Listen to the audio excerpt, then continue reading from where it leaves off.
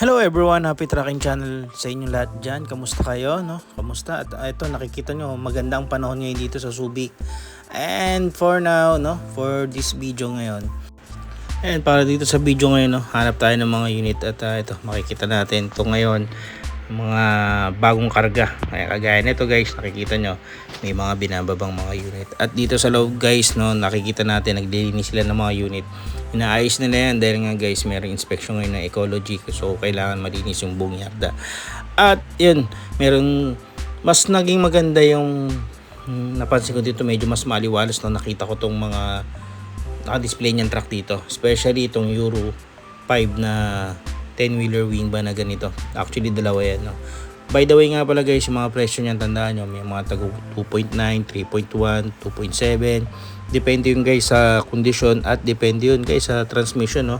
Baka mabili nyo automatic tapos sasabihin nyo nasa 2.5 ko lang nabili no. May mga ganun mga case na scenario no, na kahit explain mo hindi pa rin matanggap ng iba. Pero anyway no, dito guys naghanap kasi ako dito ng mga 12-wheeler na inline. Kagaya nito, ayan, meron dito 12-wheeler na inline na new arrival no.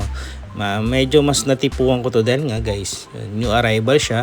At may pagkakataon tayo na makita yung loob ng cabin. Ayan, so akit na rin tayo, silipin na rin natin. And then guys, yung nakita ko to, medyo nasa 900 plus na rin siya no. So mostly kasi guys, karamihan naman talaga sa ganito yung haba niya talaga no.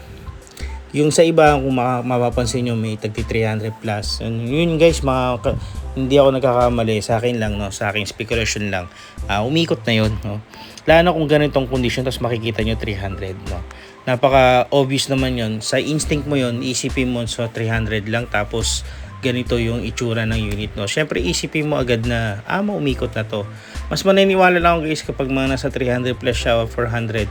Kapag yung unit is talaga yung mga walang sign. Yung mga ganito kasing sign guys, kadalasan yan. No? Siyempre, may talagang umabot na yan mga 800 plus. At ito, hindi tayo nagkakamali dito sa unit na to. No? Sure ako dyan na yan yung original na odo niya. No? Pero kung iikot yan guys, no, magiging 300 dyan.